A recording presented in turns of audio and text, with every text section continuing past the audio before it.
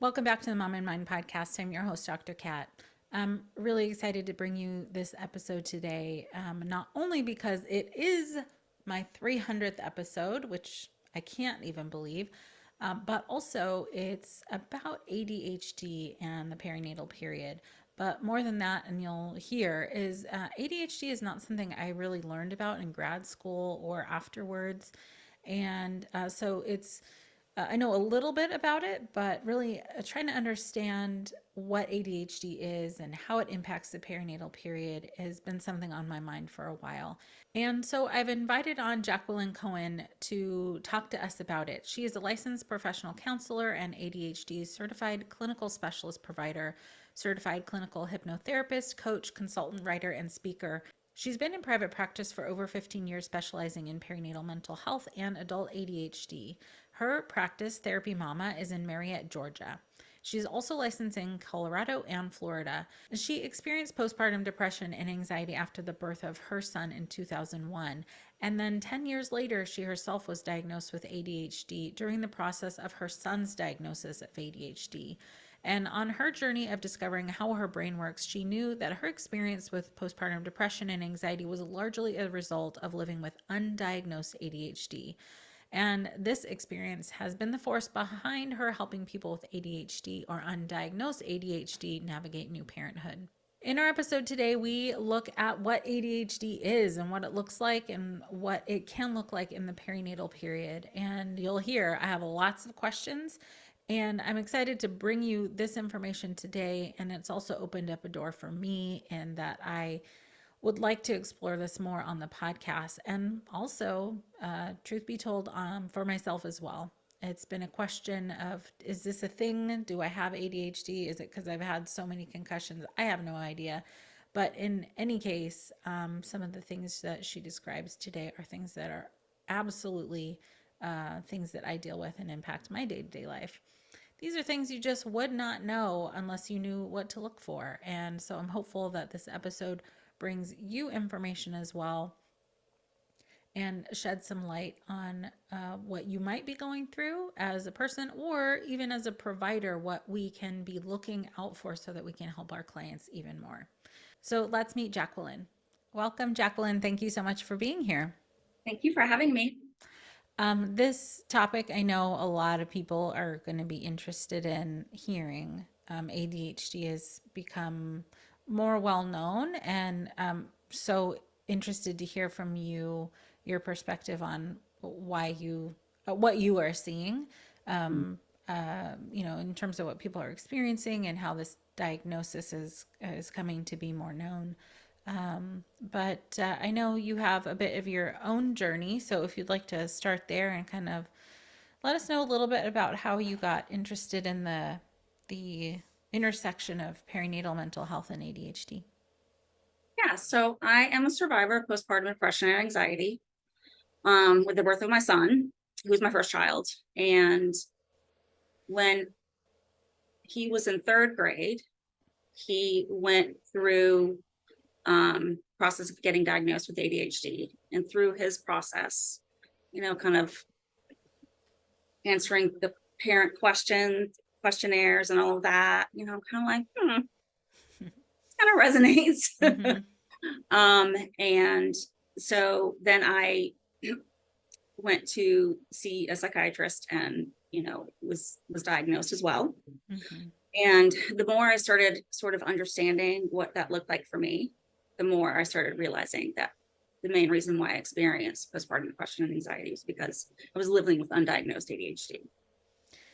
Yeah, I'm super interested in that because I imagine what you're gonna tell us is that a lot of people are, or at least a good number of people are, Probably. are. Yeah, probably. Um, Yeah, that's really interesting. What was it like for you to realize or understand how you were being impacted? so people with ADHD, we have an interest-based nervous system Mm, because we don't get as much dopamine and norepinephrine mm, as a neurotypical. And a neurotypical is someone who does not have ADHD or on the spectrum. Or, I mean, when we say neurodiversity, It's Mm-hmm. not just ADHD. Mm-hmm. Um, so neurodiverse, neurotypical is for this talk, we'll just say Mm-hmm. someone who does not have ADHD. Okay, got it. So we get less dopamine and norepinephrine than a neurotypical. And because of that, things that require no thought are harder to do. Mm-hmm. And being bored is absolutely intolerable. Mm-hmm. And if we're bored all the time, that definitely can cause depression. Mm-hmm. And being a new mother and being a stay-at-home mother Mm-hmm. is incredibly boring. It really is. It really is. The day-to-day, like, um, feels like it has no meaning. And that has a big impact on someone with ADHD, more than it does a neurotypical. That's fascinating. Um, Mm-hmm. also, so I mean that's how people with ADHD can become depressed if they're constantly doing things that are either hitting their deficits, and I'll get into what that means in a little bit, but and doing things that they're not interested in the moment, um, that doesn't engage their brain, that doesn't, provide stimulation, then it kind of feels like this existential crisis. Like, it's really what my purpose is? Is this really what my life is supposed to look like? Mm-hmm. Because that feels like miserable. Right. So interesting. Yeah, because there's like there's so much in there. I mean, you're like just thinking postpartum, let's say, everything is different. If it's your first, Yeah. everything is different, and then at the same time, everything is monotonous. Yes. And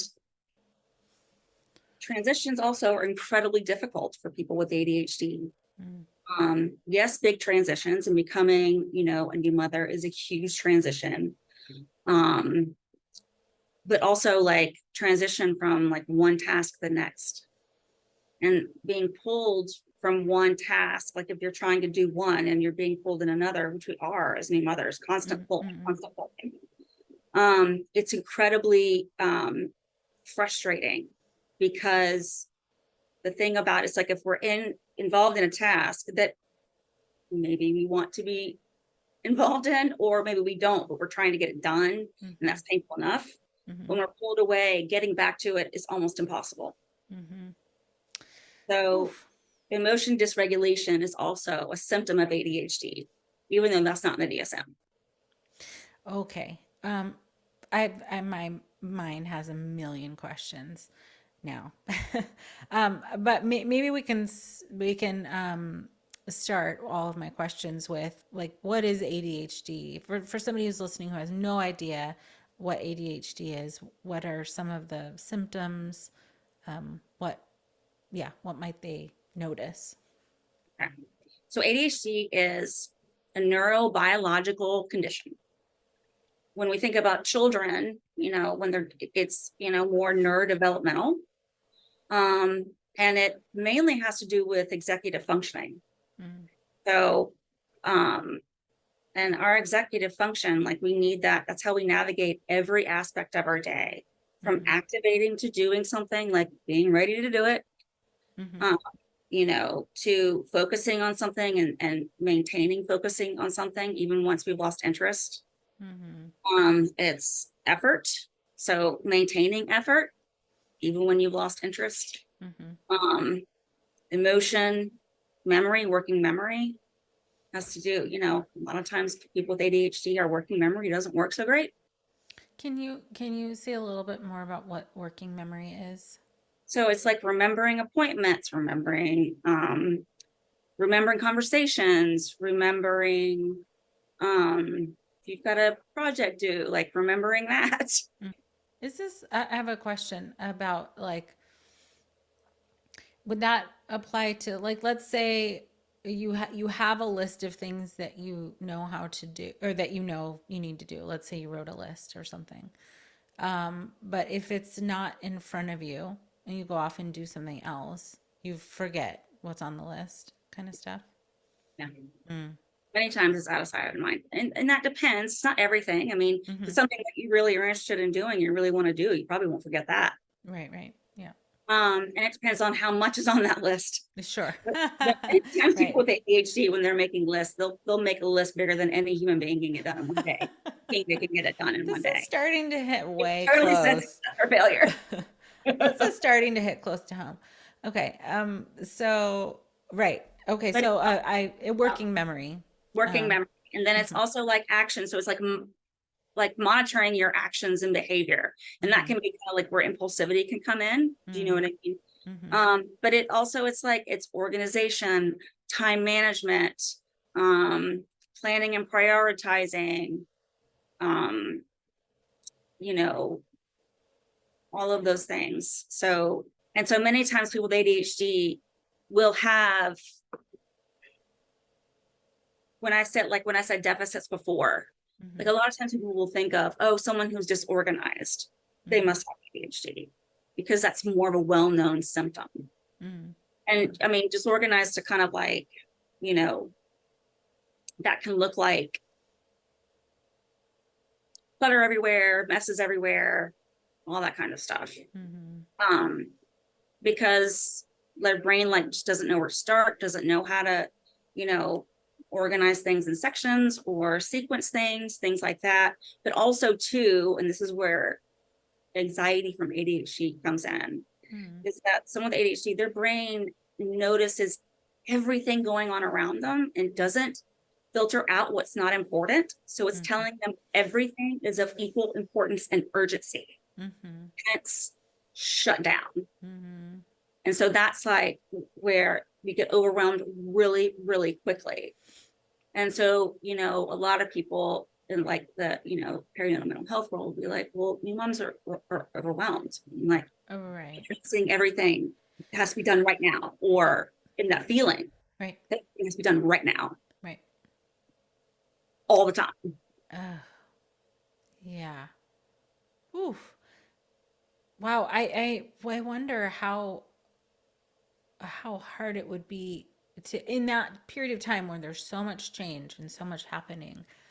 Um, it's on one hand, am imagining it would be hard to differentiate between what's what, like what's kind of like the quote unquote like normal chaos, and then what is the if ADHD is on board, what's the contributor? And gosh, it could be hard to know. It could be hard to know. That depends on, as a clinician who has ADHD, and I'm 12 years into my journey of understanding how my brain works. Mm-hmm. I can spot it from a mile away. Mm-hmm. Um, I mean, that in other people. Yes, Oh, got it it, got it. doesn't Yeah. mean that I'm correct 100% of the time. Mm-hmm. Maybe about 85% of the time. Um, and some people more obvious than others. I mean, just like, you know, depression and anxiety, during pregnancy and after childbirth, there is a spectrum, like a continuum of Mm-hmm. mild to severe. It's Mm-hmm. the same thing with ADHD. People's symptoms can be mild to severe. Sure. And every person looks different than the other. So you can have two people who are diagnosed with an attentive type, but they're going to look completely different from one another. And so, Uh-huh. but Can okay, yeah. I but have it a also question depends about that. on if someone's been diagnosed, Mm-hmm. or which means they don't know what's happening. And so they're clearly unable to manage their ADHD because they haven't Right, been diagnosed and they don't know what that means. right. They just know that they're struggling and they feel different from everyone else. Mm-hmm. But Is it's, that it's is that a very, common feeling to yes, feel different than everyone else? yes, because it is, you know, except for external hyperactivity and impulsivity, it's an invisible condition. Hmm.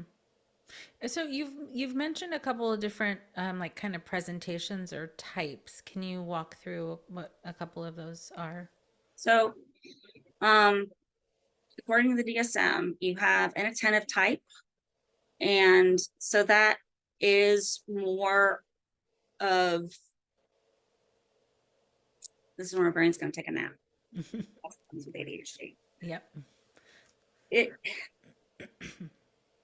I think what most people think of with ADHD is that they can't focus. So this can be sort of how it presents. But the thing is, it's not that we can't focus, it's that we can't regulate our focus, because it really is, we can focus on everything, or our brain's focusing on everything. Do you know what I mean? Yeah, like what you were saying before, like noticing everything, it's hard Right, to filter out. right, Okay. right. But that's kind of like, and that can impact, if it, like, as students in class, Mm. being able to really take in what the teacher is saying, because it's like all these distractions. Mm-hmm.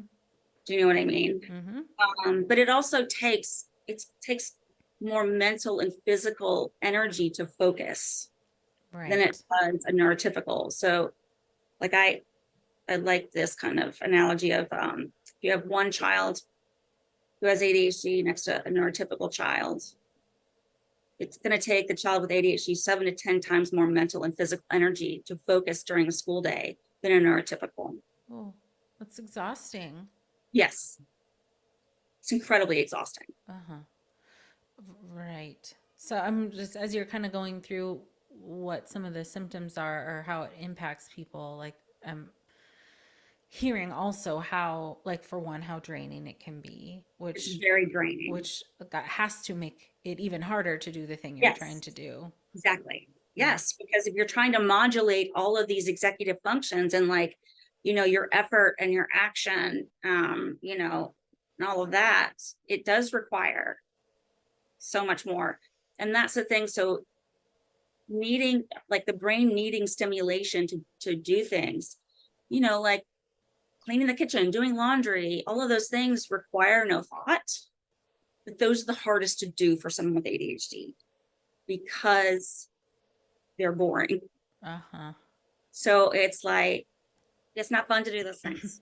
And again, but if, let's see, okay, this is sort of like a real time. Tom Brown, who has written books on ADHD, he uses the analogy of, like, think of an orchestra, Mm. and all of these musicians are like the expert at their instrument. They're waiting for the conductor, to tell everyone what to do. Well, when the conductor is doing it, they sound great, but all of a sudden the conductor can decide, I'm going to take a nap now, and just leave. Ah, And so then, like, nothing. nothing, nothing happens. Yeah, Or like, my or brain it's takes a nap. chaos. It Mm. just, or like, if, like, I literally forget what I'm going to say. Mm-hmm. I know it'll come back, but Mm-hmm. I'm like, hold on. Like it No, just leaves. it literally leaves. Uh-huh. And so, Mm-hmm. just like now. Um, Yeah, yeah, that's tough. yes. So that's, where, if it's hard to remember things, because the brain is kind of seeing everything. It Mm-hmm. is like, if you think of, like, internal chaos. Yeah, yeah, for sure. Um, but then there is combined type, which Mm-hmm. is inattentive and hyperactive impulsive. Um, there is a, like, a genetic, I mean, not genetic, uh, gender difference. Hmm. So most, but not all, typically boys and men do present more with the external hyperactive impulsivity. Mm. It is like climbing the walls, impulsively throwing a ball at their sibling, Mm-hmm. things like that. Um, that's generally. Girls generally exhibit hyperactivity and impulsivity as talking really fast, interrupting others, also like this internal restlessness, cognitive anxiety. So So this is like when you say internal restlessness, this is not something necessarily somebody would see. They could feel just it feels kind of like like when agitated. I experience that, because I'm combined type, Uh-huh. I want to crawl out of my skin when I'm feeling restless. And that's typically also when I'm bored, but I can't, but nothing sounds interesting. So I can't just get up and go, okay, well, I'm going to go read a book, or I'm going to go do this. My brain's telling me, well, you should be cleaning the kitchen. You should be doing this. You know Yeah. what I mean? It's like, Right. but no, I don't want to. So does that like does it leave you just like frozen? Yeah. Okay. That's right. Because if you're bored but restless and nothing sounds right, then like nothing happens. Nothing happens. I mean, Right. that's when you can get in trouble and self-medicate. Sure. Yeah. But yeah, and it's miserable. And typically for me, my witching hour is between like 3 and 5. That's yeah. Yeah. So I'm thinking of it that through the kind of lens of perinatal mental health, or anyways that like period of time, just postpartum for now, I guess. If there's I hear that there are several different types, but like speaking to the type that you're describing, you said combined type. So if there's like a million things to do, none of them sound good, but then there's like a child that absolutely needs you to do something. You don't have the I guess energy or interest, or it's one on the It list of depends. like the excruciatingly bored things to do. Yes. Yes. And you have to push past it, Mhm. even if you feel stuck. I mean, in a way, in some ways it can be, well, it's getting me to activate to do something. Mm, You know what I mean? And it is easier for people with ADHD to do something if it's for someone else, but not so easily if it's for ourselves. interesting. Yeah. Um, Yeah. Yeah. we do better with structure. Yeah. And that's so like, when you're in school, you have to go to school, but like going to school is structure, you know, or, you know, having to go to a job, that's structure that, kind of forces to get up and activate and things like that. But, at home, there is no structure. In trying to create our own structures, really difficult. Um, but I think that, with babies and all that, it kind of goes, okay, well, I can't just sit here in paralysis. So it Okay. can sort of shift you. Um, but but if your baby also has that same witching hour, Oh. Yeah. which, Which a I lot mean, do. right. That's a I mean, tough my son, time. again, like my son had ADHD. So his little central nervous system was not regulated between 4 and 7. So that's when he would scream. And then you have many parents with ADHD are also highly sensitive. I'm so glad you mentioned that because I'm hearing I am really interested to know how you would even begin to differentiate, because right now it all feels like a big mush to me because I don't know enough Okay. about how to differentiate ADHD. But right, there's I hear a lot of the high sensitivity in there. But when I think of like highly sensitive person, because I'm also a highly sensitive person, it isn't so it is feeling emotions more intensely, but then also the environment impacts you, like that energy, outside energy, you feel it, right? For sure. So so it is sensory processing. But I mean it can be, and this is what can be incredibly uncomfortable for people with ADHD that are highly sensitive. It's like, you know, clutter feels really uncomfortable and overstimulating. Mm-hmm. But yet having to get rid of the clutter is also a deficit Mm-hmm. if you struggle with organization. So it's Right. like you're having to sit in it Yeah. Yeah. Yeah. Yeah. and you can't do anything about it. Mm-hmm. Or if you do, it's like really, really difficult. Mm-hmm. Right. So there people who have ADHD diagnosis, let's say, don't necessarily have high sensitivity, and vice versa. High sensitivity doesn't necessarily mean ADHD. So I think this is where there needs to be more research. There's not enough research really. Mm-hmm. Um, and so I've been working with ADHD for, I mean, about 12 years. I mean, give or take. Um, I know people with ADHD who aren't highly sensitive. Mm-hmm. I know people with ADHD who are highly sensitive. I have not met anyone who is highly sensitive and not ADHD. Oh, That does not mean that's that interesting. there aren't that, Right. but I don't think there is enough research on that. Mm-hmm. You know what That's I mean? really I think interesting. so. Yeah, I really want to like dig into this where high sensitivity conflates or mixes with other things. Because anyways, that's like a whole other area of, like you're saying, of study and research, because there's just not enough information. Yeah, there's not. Uh, um, okay. Historically, people, if it was purely, they were purely inattentive, then they would say ADD. If they were Okay. inattentive, hyperactive, or just hyperactive, they would say ADHD. Now, ADHD is the umbrella term for Uh-huh. all. For everything. Okay. So, we talked about in combined Inattentive, type, inattentive type, and combined type, but and not hyperactive, not just purely hyperactive. okay, what does that look like? Um, so that is more,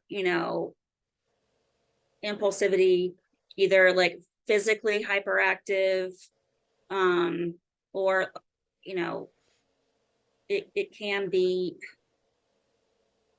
like one of the questions I think on questionnaires are like, you feel like you're always on the go. Mm-hmm. They can be high energy. Hyperfocus is a symptom of ADHD too. I don't know where that fits under, but hyperfocus is like that is where people they're able to focus for long periods of time, but they don't want to stop focusing. So it's like a Mm-hmm. tornado or a hurricane could be going through the household and they would Mm-hmm. not stop doing it. Mm-hmm. So if like partner or their child is trying to get them to stop what they're doing, really crappy. Yeah, forget it. Not happy about that at all. Right. Uh, So with that hyper focus, they're, let's say, I don't know, let's say they're typing some, working on something on the computer, and somebody comes in is like calling their name, and they just, it's like they don't hear it, they don't hear it, and and they won't break attention to. it, it's very difficult. And if you do try to get to break their attention, they're usually not going to be nice about it. Right. Right. Right. Right. Um, if they're not, I say that as if they're not trying to work with their brain, Mm-hmm. because hyper focus is a superpower. I mean, it Mm-hmm. really is a strength. Do you know what I mean? Mm-hmm. It's just, the thing about ADHD in general is ADHD, it impacts everything. So it impacts relationships, it impacts sex, it impacts parenting, it impacts everything. How, well, I know I have a million other questions. Because of my journey of understanding how my brain works and you know educating myself and all of that, I can spot it from a mile away. But um it's going to depend on, so you have someone like me who was living undiagnosed, then you can have someone who may have been diagnosed when they were younger, and maybe were put on a stimulant for a little bit and that was it. So they were diagnosed but they weren't really treated. Mm. um that person is probably going to be impacted more. But someone who if they've recently been diagnosed and they're still trying to understand how their brain works, then, well, they'll come in and say, I've been recently diagnosed. And so then I can start there and we sift out like what's what. But if someone really does understand how their brain works and they have systems and strategies, wherever their deficits are, they have outside help and things like that. So they're spending more time focusing on their strengths. Then they may be less likely to be impacted by. Oh. So, I mean, I guess this is a vote for if you have a child who you think might have symptoms, or get them assessed, or and get them help. That I assume the earlier on in life you can figure out how to Absolutely. put in strategies and learn how to cope and manage, the better off, the easier the rest of your Yeah. I whole mean, life will be. yes. Parenting, the other thing too, it's like, I'm going to read this thing because I think kind of another way of describing ADHD. And Tom Brown, I mentioned him earlier. What he says is it's a complex syndrome of developmental impairments of executive functions, the self-management system of the brain, a system of mostly unconscious operations. These impairments are situationally variable, chronic, and significantly interfere with the functioning in many aspects of a person's daily life. So, I mean, that's kind of, I like, points to how it does impact every aspect of our life, because we are utilizing executive function in tandem with one another. And so if some of them aren't working, Oh, I see. do you know what I mean? It makes it hard for the other ones to work as well. Well, right. Or, you know, like an uneducated stereotype of like an attentive ADHD is that we're lazy. But that's because we struggle with activation. Oh, Not that we right, don't want to ever do anything. Nobody wants to be lazy all the time. right. Do you know what I mean? And so hard thing is, it's like your brain is like, I'm not ready to go. Um, Hmm. like I'll describe it for myself. Like I want to do something. Right, right. Do you know what I mean? Uh-huh. Like it does not feel good. Maybe first thing in the morning, I'm like, oh, okay. But after a couple of hours, it does not feel good to struggle to act. Oh my gosh. So does this, I assume like how it would look to the outside is like you said, lazy, but also procrastination? Like, Yes, procrastination is a symptom. Because of course we're going to procrastinate. Well, there's a couple of reasons why we procrastinate. Procrastinate because we don't know how long something's going to take. Perfectionism, and we don't know where to start. huh, yeah. So, however, I will ask clients, because sometimes procrastination isn't a bad thing. So Right. I'll ask them, like, when you were in school, did you procrastinate on writing a paper or whatever? And if you're like, oh my God, I totally did it the night before. And I'm like, and what was your grade? I'm like, oh, I did great. And I'm like, so then maybe procrastination is your strength because Right. you work better under pressure. Do Yeah. you know what I mean? And we typically do Yes, work ma'am, better I do. under pressure. This, I'm So, like, check, check, check, check, check. Maybe I yes. have ADHD too. I think Well, I I do. mean, if your work product is your best work from procrastinating, then that's what you want to do. Absolutely. If That it's is, not, then you want to figure out how to chunk things. But yes. don't make yourself chunk things. Do little at a time. If that, because then your work product won't be your best. Oh, for sure. Whew. You know what I mean? Yeah. So, but Well, I so think this is turning into like, let's figure out if Kat has ADHD. So, um, um, uh, but what I think is also interesting, and maybe you alluded to this earlier, is that we touched on a little bit earlier that there's so many people that get diagnosed later in life who yes, don't know that they've been suffering with this the right. whole time.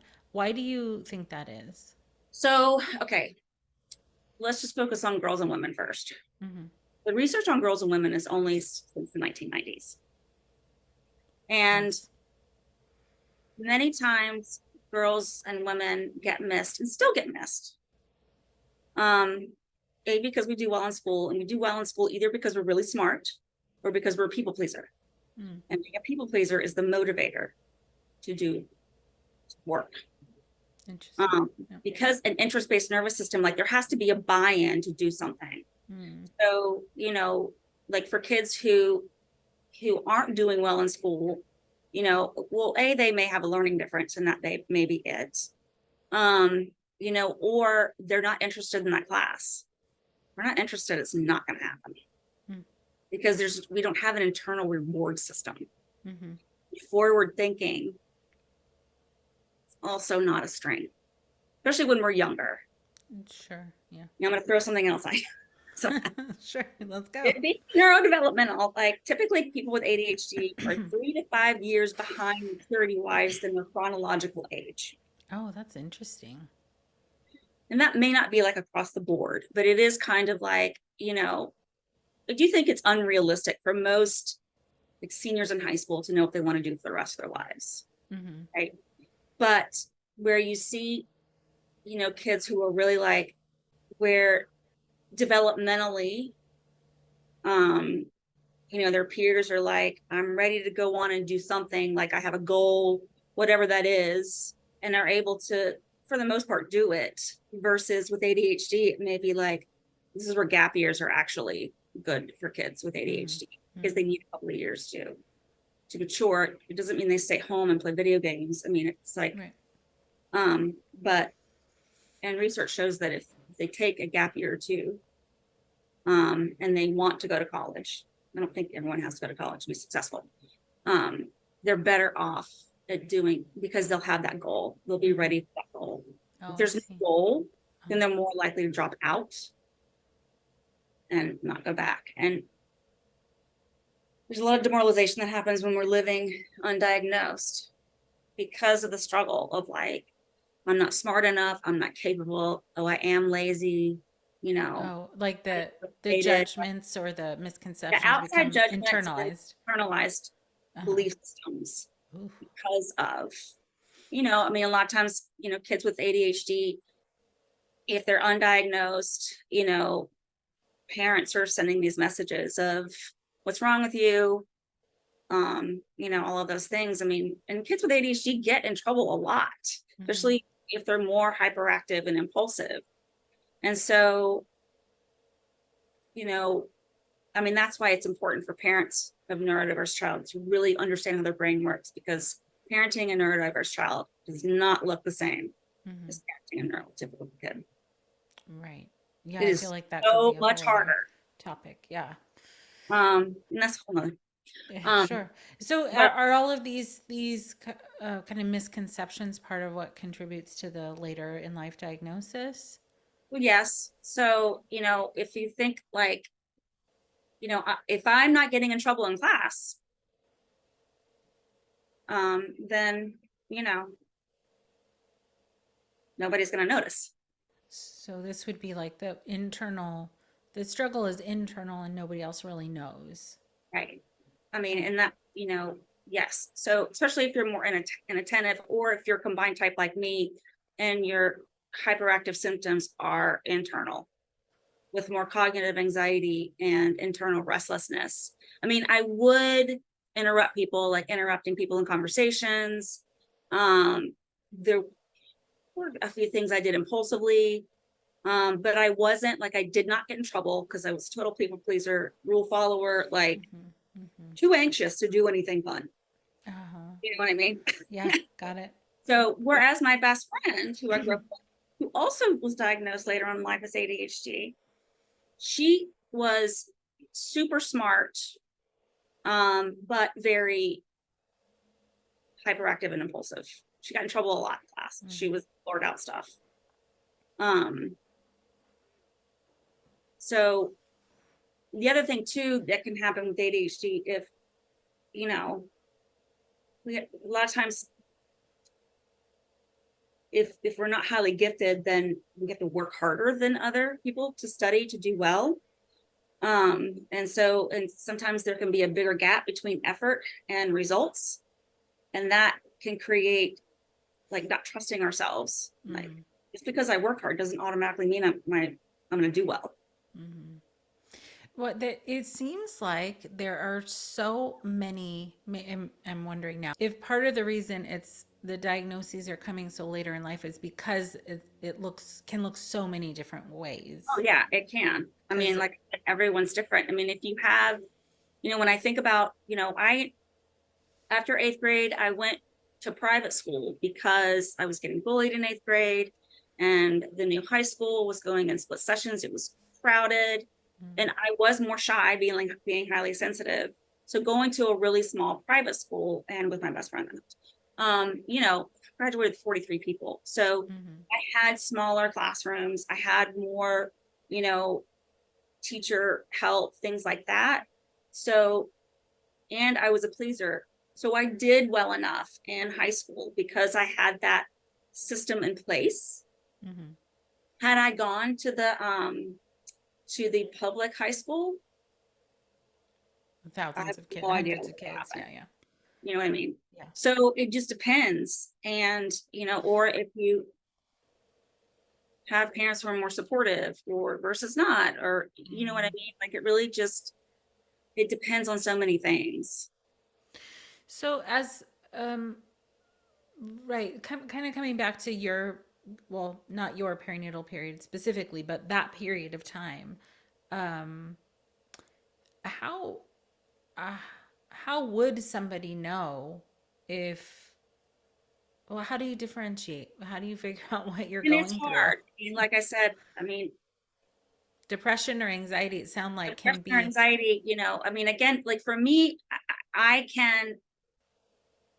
can look at like a lot of times I give clients the the perinatal screening, like anxiety screening scale, Hmm. the one from Australia. I think. PASS. Yeah, maybe. A lot of times I'll give them that. And I can tell by how they answer the questions what symptoms could be ADHD related. Mm, But I don't go there first. Do you know what I sure, mean? sure. Yeah, yeah.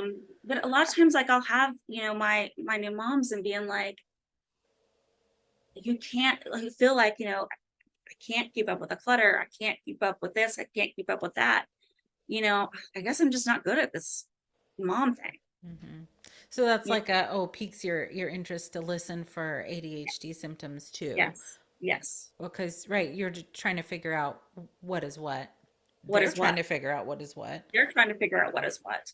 A lot of times too, I'll have, unrelated to perinatal mental health, but many times, not all, if I have a woman come in to see me and she is highly anxious, then that piques my interest. Hmm. It's, that's the thing of like, girls and women also create coping skills to manage Oh, the sure. the symptoms. By Um, by the time you're like getting maybe pregnant or postpartum, you've figured out some way to cope and manage. some way, I mean, it does, but but that coping creates a lot of anxiety to Uh-huh. keep up. And so Oh, because girls and women, and boys and men too can fly under the radar. Like my son, who is more an attentive type, if it wasn't for this teacher, because he was not getting in trouble in class, it mm, was just that, there was such a big discrepancy between certain subjects he would do really, really well, and others he would do really, really poorly. mm-hmm, And so, and she just kind of knew what to look for. mm, So, um, other than like he would have gotten missed. Do you know what I mean? Because a lot right. of times I think it's getting better, but I think a lot of educators just haven't had the opportunity Mm-hmm. to Oh, really be right. educated on it. So, yeah, It's kind be of like they're looking out like for that. if they're not causing problems in my classroom, then they're fine. The teachers have so much They do. else. They And have, this is not a diss on teachers oh, because yeah, yeah. No, teachers. I'm just That's why thinking I'm about saying the classrooms. opportunity Mm-hmm. to really be trained on it and educated on all the differences and all that, those kinds of things. So It is figuring out how to cope even from early on all the way up through, okay, you just had a baby. the coping skills that you maybe have figured out. No, probably no longer work Oh, yeah. because it's such a big transition. Uh, And a lot of times, what happens is like the symptoms are there, but the coping skills and the masking has been put into place. And then a big life transition, like going to grad school or going to med school or becoming a mother, hmm no longer hold those balls in the air. can you before we go on to that, I definitely want to come back to that. You said something about coping skills and masking. Can you describe what masking is? Oh, we're very good at masking. Um, it is like tending to be organized when we're not. Is that kind of like pretending to be in a way that you're not in general? Yeah. Um, or trying to be outwardly anyways. Yes. Like I look Yes. whatever, Yeah. like you said, organized or mhm, I think masking, the concept of masking, um, I guess is universal. You know what I mean? mm, When we mask, like if we're depressed and we don't want to tell anyone we're depressed, mhm, we mhm. I'm mask. fine. I'm fine. Yeah. Yeah. hmm Um, it Okay. is, yeah. So if you're going through such a massive transition and things are just sort of like blown up, you have to figure out everything all over again. It's And harder to mask. it's harder. It's harder to mask because neurotypical mothers are also like, what the hell just happened? Right. But they can typically figure out new systems and strategies. hmm But ADHD women, It could take not longer. really. Because the thing is, I mean, it's not like we can't, but if you've been living undiagnosed, I mean, it takes a while. And part of it really is learning how your brain works and accepting how your brain works so that you're not like, if I struggle with organization, accepting looks like I'm not trying to spend so much time keeping my house organized. Mm-hmm. I'm going to ask for help. And that doesn't mean I'm going to hire an organizer to come in and organize, and then I'm going to keep organized. You know what I mean? It's Uh-huh. like, um, it's asking for outside help for those things, but then it's also so I can spend more energy on the things that are meaningful to me, like rocking my baby or Mm-hmm. being creative or Mm-hmm. whatever that is. Mm-hmm. Um, Is there, um, oh, I want to get real quick. I know you had mentioned something when we were talking about before we were recording that there's some type of estrogen connection thing here. What is that? so the, because our brain is not, I always say we, because whoever else has it, me, whatever, um, brains don't like, I'm already deficient in dopamine and norepinephrine. Um, that estrogen is connected to modulating norepinephrine, dopamine, and serotonin. When the estrogen drops, ADHD symptoms exacerbate. And estrogen drops when? Well, during like a regular, period cycle during the luteal phase. So that's why a lot of times many women with ADHD also suffer from PMDD. And so if they're taking a stimulant, then, doctors who understand it will increase their stimulant during that time. So, but then when you think about like pregnancy, like I do remember when I was pregnant with my son, and the estrogen rises throughout the pregnancy, I felt like my days were fluid. And I have never felt that way Mm-hmm. because of transition to transition, just choppy, choppy, choppy, choppy. Mm-hmm. Like it was lovely. I'm like, oh my gosh, this is awesome.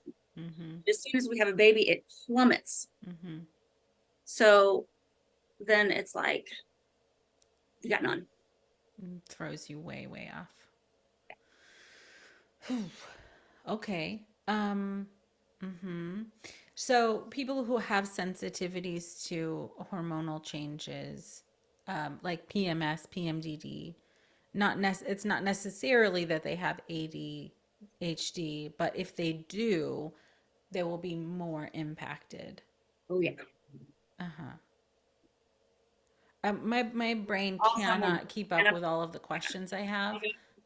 perimenopause, menopause, like I'm in menopause. I'm like, it's trying to figure out there needs to be more research on it too, because like Mhm. some research will say that like you, so I mean, I have an estrogen patch and testosterone cream, progesterone, and I'm wondering about that, but like, um, you have to have a certain amount of estrogen in order for your stimulant to work.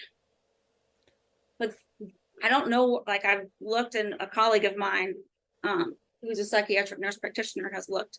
Mhm. Well, we don't know how much estrogen is that. You know Right. what I mean? So I'm like, am I on the right patch in order for my stimulant to be working? What? So, right. I mean, this is a one area. It is infuriating how little research there is on perimenopause, menopause in general, but also any kind of reproductive connected conditions, physical conditions, and how it impacts mental health. Because, right, I mean, PMDD, PMS, perimenopause, menopause, all of those things are impacting us in wild ways. And we're just like, we'll try this and we'll try some of that and see if this works.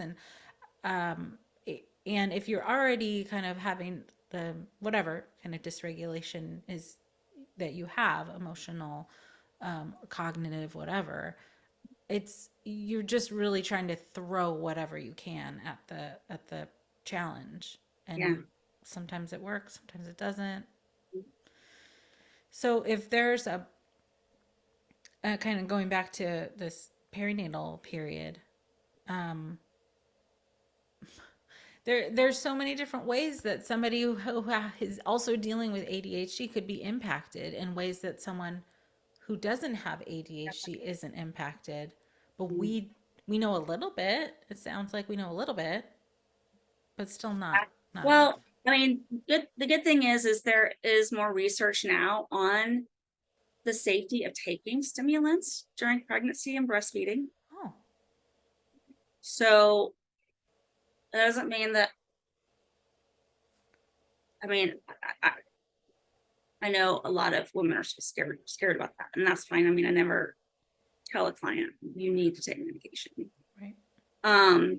But because it is sort of the same thing as like an antidepressant or SSRI, that if a woman is taking it and it's helping her mental health before she gets pregnant, that it's important to talk to the doctor about either staying on it or finding something else that she may be safer or whatever, just because the cost benefit of just getting off of your medication for mental health may be more dangerous Mm-hmm. than staying on it. Do you know what I mean? So Yeah. it's the same thing if a woman really, needs her stimulant to function, Hmm. because that is Yeah. part of functioning that impacts our mental health. Yeah. We haven't had that medication discussion on the podcast either. I'd be interested too. I'll put that on my list to talk to like a reproductive psychiatrist Yeah. about how they navigate that, Mhm. for sure.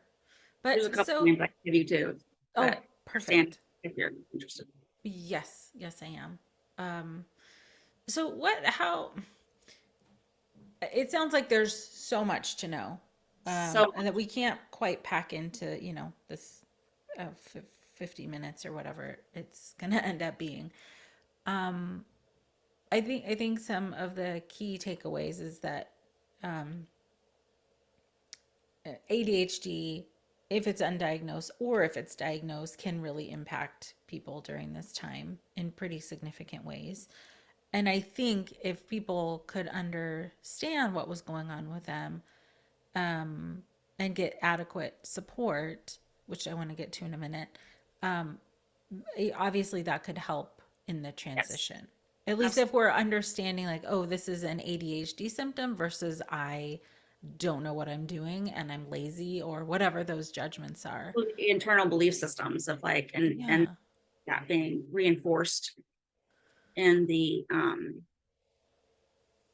other thing that I want to bring up real quick Yeah. is rejection sensitivity dysphoria. You heard of that? Please elaborate. Rejection, It's sensitivity, it's dysphoria. rejection sensitivity. I heard about it recently and I'm fascinated. It's a terrible term, dysphoria. I mean, but many people with ADHD experience this feeling rejected, which doesn't feel good to anyone, but feeling rejected, feeling like we've disappointed someone we care about, or real or perceived criticism is so much more painful for someone with ADHD who experiences RSD. They can automatically go into a major depressive episode. It is incredibly painful. Hmm. Is this kind of an across the mm, like everybody who has symptoms of ADHD has this, or is it like a Oh, no, I don't think that everyone with ADHD experiences it. Many do. mhm, Um, I I know that like now other areas of psychology are saying that it's not just ADHD related, but that I don't know. I know like Dr. William Dodson, he didn't coin the phrase, but he does a lot, has done a lot of discussion and education and research on it. And from an ADHD lens, you can actually take medication to help it. mm, Someone who's experiencing trauma and then, maybe under that guise of RSD, I don't know if it works the same. mhm. Medication works the same for trauma related. Does that make sense? Yeah. Because I mean, Uh-huh. so I just mean like people more areas are saying, oh well, it's not just with ADHD they experience it, but so Sure. Well, I mean, I think that's true for a lot of things. Like there are symptoms of lots of things that kind of end up in different diagnostic criteria. So sure, this could be the you said RSD, rejection sensitivity dysphoria, could be in other places, but just like everything else, I mean, like you said, everybody presents differently. And so, like the context of your life, what kind of support you did or didn't have. Did you ever learn how to cope with that kind of stuff? So many different things could impact how it is expressed, how it is feels, whether it's, just an ADHD thing or it's in other areas. But if it's in the context of, let's say, the postpartum, and yeah. when you were describing it, I was like, oh my gosh, I remember so vividly um, women who both had like previous attachment disruption with their primary caregivers and who were experiencing what felt like rejection from their babies um, in the postpartum. I don't know what their whole constellation of diagnostic things were. I don't know, but they felt it so much more intensely. Oh yeah. Like what it felt like rejection to them. Yes. And I think a common feeling from all mothers is that we're inadequate, right? Like who Mm, doesn't feel that way? But that with a mom with ADHD, especially because we like all of the social expectations for women right. are most of our deficits. Ugh, So ugh, feeling ugh. like we're, you know what I mean? It's Like so meal real. planning, cooking, prepping, all of that. And a lot of moms are become the executive function for the entire household, Eek, which is difficult. I mean, I remember going it to is. 504 and they're like, Mom, you need to be checking this and this and this. I'm like, I can't keep my own shit together. How the hell am I supposed to keep them? Accurate. Yes. You That's very know real. what I mean? And Uh-huh. so, like, constantly feeling like we're failing because, in a lot of ways, by social expectations, we are, Ugh, yuck. which I know they're unrealistic expectations. Yes. Being But said, still, and we it's like, have the pressure. yeah, Hmm. So what is if I have so many more questions still, and I really am so interested in like digging deep and learning about this, both because I think a lot of people that I meet with, maybe I have missed that they have ADHD symptoms because it looks like so many other things. But also, I'm feeling a lot like I've maybe said already in here that a lot of this is stuff I experienced and still experience myself. Um, and so I'm learning about it you know, with everybody else who's learning about it, that it's new to them too. Um, you know, even within the perinatal mental health specialty, there are so many other specialties and ways Oh that yeah. different diagnoses interact with this Yeah. really delicate, sensitive perinatal period. So I want to learn more. And for people who are listening who are thinking they might be dealing with this, what do they do? What do people how where who can they go to? Where can they learn more? So ADDA is a great organization that has a lot of resources and, um, also, I don't know if Attitude Mag and their webinars are attached to ADA, but that's a place, just like, Postpartum Support International is a great place to learn more about PMADs. ADA is a great place to go to learn more about ADHD. So is CHAD, all caps CHADD. Those are two good organizations. And, so that's a good start. They also do have resources for people in different states, whether it's a therapist that specializes in ADHD, a lot of coaches, which I do believe that someone with ADHD, like having an ADHD specific coach at some point in your life is imperative. To learn how to cope, Just that, like like manage how to skills?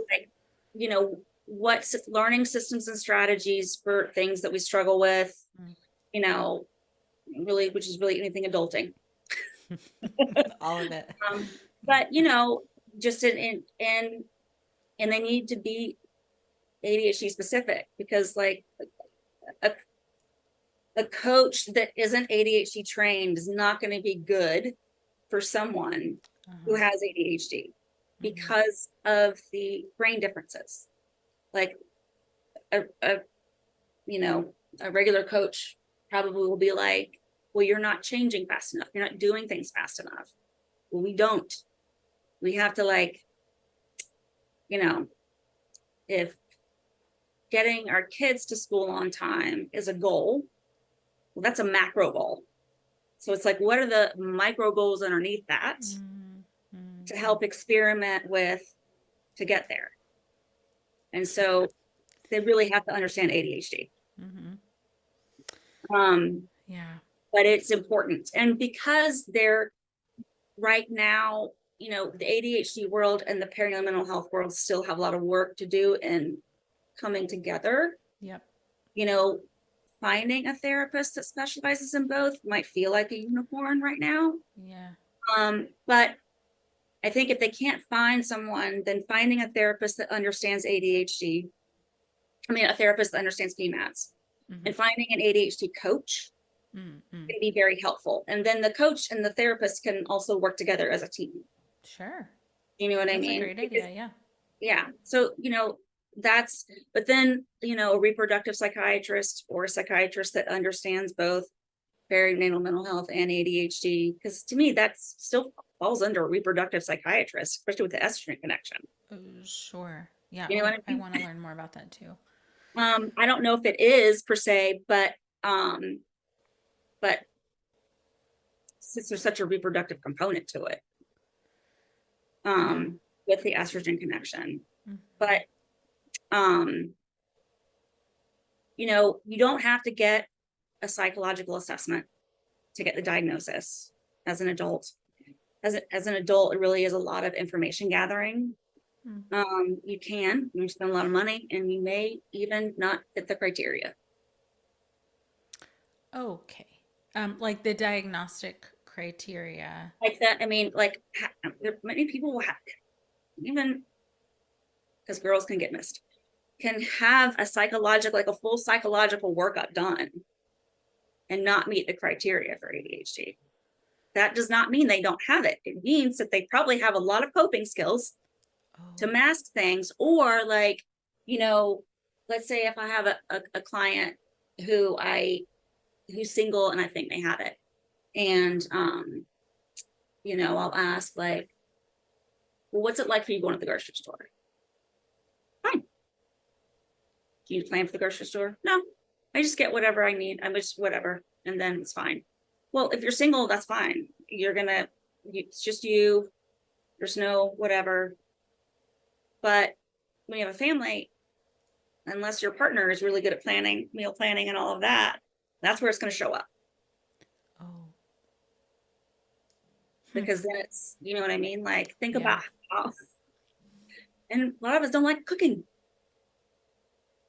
We're going to the, like, there's so much executive function and Oh, oh. so many little tasks that requires making dinner. Mm-hmm. Wow, there's so much to know. And because it can show up so many different ways, you're saying too, this like full diagnostic workup. As an Um, adult, you don't, I mean, it's you, harder to get the it's, diagnosis if well, you've I like mean, learned coping yeah, along the way. I mean, yes. And it just depends on, you maybe actually already, you know, like your job may be your passion, your strengths. You know what I mean? Like, Mm-hmm. it just depends. So that is an option. It's an expensive option. Um, and it is common for women to go to different places and feel like they're being gaslit because they They know internally something's not it's quite something right. different, and they They're being you know told they're fine. read, and yeah. Okay. So and I've had clients where it's like they have not met the criteria in a psychological assessment, but when I'm talking to them about their day to day, it's so obvious. Do you know what Mm-hmm. I mean? Mm-hmm. Anyway, so Sure. I mean, but I think that yeah, that makes a lot of sense. There are things like not as a straight equivalent, but let's say like somebody who doesn't meet criteria for a major depressive disorder might have dysthymia. yeah. They might have like a low level of something all the time, but doesn't meet criteria. Yeah. Hmm. And I know, like, if I'm, meeting with my psychiatrist for my meds every month and I have to fill out that PQ9, Mm-hmm. like, all these questions that I'm answering, like, most of the time is really ADHD because I struggle with activation. Mm. You know what I mean? And Mm-hmm. I have an interest-based nervous system. So it could look like depression, but I know, I know for me, like, I know what it feels like to be depressed outside of ADHD and feel depressed due to my ADHD. Oh my gosh. I think we have to do like a multi-part series on this because there's so much to know. And I'm coming into this relatively blind. Like it was not discussed a lot in grad school, even Yeah. like to understand what ADD is, ADHD. There's a lot of emphasis on depression and anxiety and some other mood disorders, which is great. But this feels like a massive gap in understanding and knowing, at least from my perspective. But to your point, I don't think there are a ton of specialists um, in a in for sure the intersection between perinatal mental health and ADHD. I know there are some, Yeah. but we don't understand the full scope yet of as like therapists who don't have training on Well, how it's, this could be impacting somebody. yeah, it's the same thing for people in the ADHD world where there is more at the conferences, talking about pregnancy and ADHD, but they're still using postpartum depression as the general term. Got it. So Right. they're not We really need to understanding the just do spectrum of better all impact. around. Well, I think it's always, I mean, this is just how evolution happens with things where, we start out as like, here's this is what we're focused on, and then realizing, oh, well, we need to include this and this and this. And Yes. Yes. as with anything. Agreed. Agreed. Well, I mean, this for me has been a very eye-opening conversation, and really, I think, really important, especially for those of us in the perinatal mental health field as professionals.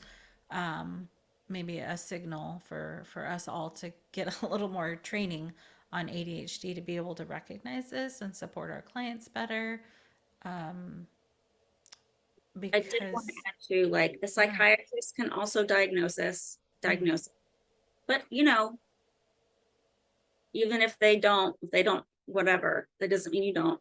But psychiatrists can do it without doing a full assessment. I mean, like psychological assessment. And then there are therapists that specialize it that can do it as well. Sure. Sure. But I hope that's helpful. Yeah, it is helpful. I really appreciate your time and that you are bringing light to the crossover, the intersection of these. I mean, it's more than one diagnosis, but like these kind of categories of diagnoses and symptoms and challenges, because this is such a unique period of time, this big old transition into parenthood. Or, I mean, there's so many other area things that could be impacted, like loss and fertility, and just it's sort of mind bending to me how much how much this could be impacting somebody now that I even know just this little bit about it. So I thank you for your time and for bringing Well, this up thank you for for all of us. asking me. And I'm happy to email you with a list of books and stuff too that may be helpful for people Yeah, that'd that be I great. I can put all of that in the show notes, and I'll put the organizations that you mentioned also in the show notes. Yeah. So thank you so much for your time and for sharing this with us today. thank you for talking with me. I've enjoyed it very much. Me And too. let me know if you want to continue to talk about it. I Happy do. to. Absolutely.